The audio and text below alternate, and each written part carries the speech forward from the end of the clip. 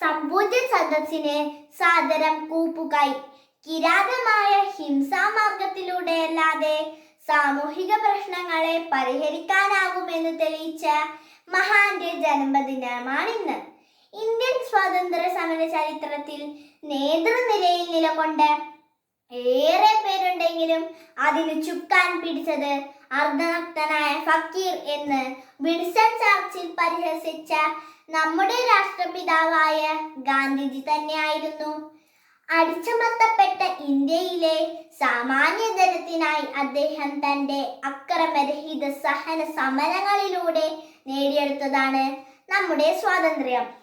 അടിച്ചമർത്തലിൻ്റെയും വിവേചനത്തിൻ്റെയും അനുഭവങ്ങൾ സ്വജീവിതത്തിൽ ഏൽക്കേണ്ടി വന്ന ഗാന്ധിജി ദക്ഷിണാഫ്രിക്കയിലെ തൻ്റെ ജീവിതകാലത്തു തന്നെ അതിനെതിരെ പ്രവർത്തിച്ചു തുടങ്ങി, നിലപാടെടുത്തു തുടങ്ങി. തിരികെ നാട്ടിലെത്തിയ മഹാത്മാവിന് ഇന്ത്യൻ ജനത അനുഭവിച്ചു വന്നിരുന്ന അടിമത്തത്തെയും വിവേചനത്തിനെയും കണ്ടില്ലെന്ന് നടിക്കാനായില്ല. കൊടിയ ബ്രിട്ടീഷ് ചൂഷണത്തിന് വിധേയരായിരുന്ന ഇന്ത്യൻ കർഷകരുടെയും മറ്റു സാധാരണക്കാരുടെയും ജീവൻ പ്രശ്നങ്ങളിൽ ഇടപെട്ടുകൊണ്ടാണ് ഗാന്ധിജി ഇന്ത്യൻ മനസ്സുകളിൽ ആഴത്തിൽ വേരിറക്കിയത്. സാധാരണക്കാരുടെ ജീവനോപാധികളുമായിരുന്ന ഉപ്പും ചർക്കയും നീലവും ഒക്കെ ആയിരുന്നു ഗാന്ധിജിയുടെ സമരബിംബങ്ങൾ. പ്രവർത്തിക്കുക അല്ലെങ്കിൽ മരിക്കുക എന്ന ഗാന്ധിജിയുടെ ആഹ്വാനം ഇന്ത്യൻ യുവതയെ തെല്ലൊന്നുമല്ല ആവേശത്തിലാക്കിയത്. സത്യവും അഹിംസയും മാത്രം കരുത്താക്കിയ ഒരാൾ ശതാബ്ദങ്ങൾ പഴക്കമുള്ള ബ്രിട്ടീഷ് സാമ്രാജ്യത്തെ പിടിച്ചുലയ്ക്കുന്നതാണ് പിന്നീട് കണ്ടത്.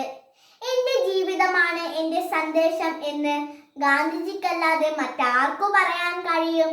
അതുകൊണ്ടാണ് ഇനി വരാനിരിക്കുന്ന യുഗങ്ങൾക്ക് സ്വന്തം ജീവിതം തന്നെ മാതൃകയാക്കിയ മനുഷ്യൻ എന്ന് ഗാന്ധിജിയെ പറ്റി ടാഗോർ പറഞ്ഞത്. നാഥൂറാം വിനായക് ഗോഡ്സെ എന്ന മതഭ്രാന്തന്റെ വെടിയേറ്റു വീഴുമ്പോൾ കൊന്നുകളഞ്ഞത് ഇന്ത്യയുടെ ആത്മാവിനെ തന്നെയാണ്. അതുകൊണ്ടാണ് പ്രകാശം നമ്മിൽ നിന്നും മറഞ്ഞു പോയിരിക്കുന്നു എന്ന് നെഹ്റുവിന് വിലപിക്കേണ്ടി വന്നത്. ഒരേ സമയം വിശ്വവിജയിയും ത്യാഗവീരനുമായ നേതാവായിരുന്നു ഗാന്ധിജി. സ്വന്തം ജീവിതം സത്യാന്വേഷണ പരീക്ഷണങ്ങൾക്കായി ഉഴിഞ്ഞുവെച്ചവൻ. അതുകൊണ്ടാണ് ഗാന്ധി സ്മാരകങ്ങളില്ലാത്ത ഒരു പ്രദേശവും ലോകത്തൊരിടത്തും ഇല്ലാത്തതും. ഗാന്ധിജി സ്വപ്നം കണ്ട ഭാരതം ഇന്നും ഏറെ അകലെയാണ്. ഇന്ത്യയുടെ ആത്മാവ് കുടികൊള്ളുന്ന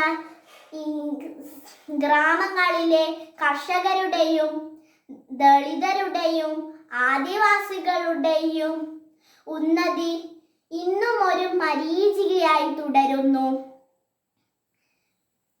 ജാതി മത വ്യത്യാസങ്ങളില്ലാതെ ഏവർക്കും നീതിയും ന്യായവും ഉറപ്പുവരുത്തുന്ന ഒരു ക്ഷേമ രാഷ്ട്രത്തിനായി നമുക്ക് ഗാന്ധിയൻ ആദർശങ്ങളിൽ അടിയുറപ്പിച്ചുകൊണ്ട് പരിശ്രമിക്കാം എന്ന് ആഹ്വാനം ചെയ്തുകൊണ്ട് നിർത്തുന്നു. നന്ദി, നമസ്കാരം.